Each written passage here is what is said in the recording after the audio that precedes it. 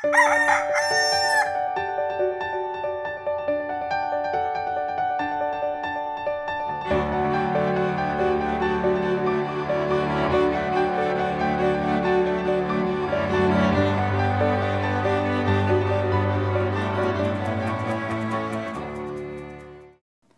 umaga po.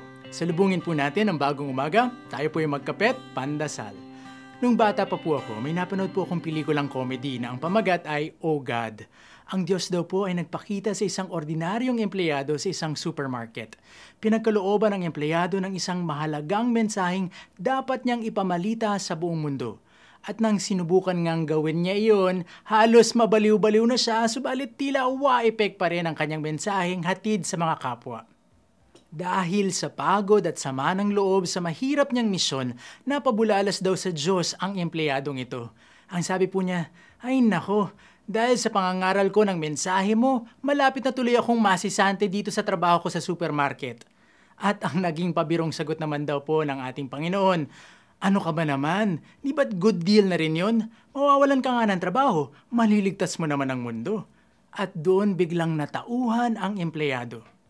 Kay bilis nga naman nating palakihin ang sarili-sarili nating mga suliranin. Madalas, ang nakikita lang natin ay kung paano tayo nahihirapan o naaabala. Hindi natin nakikita ang higit na ikabubuti ng ating munting sakripisyo para sa iba. Huwag sana nating kalilimutan ang paalala ni Jesus. Ang sinumang nagnanais na magligtas ng kanyang buhay ay mawawalan nito. Datapwat, ang sinumang mawalan ng buhay dahil sa akin at sa Ebanghelyo ay maliligtas niya ito. Ako po si Bro Arnold na nagpapaalalang sa paglimot sa sarili, Diyos ang tunay na pinupuri. Amen.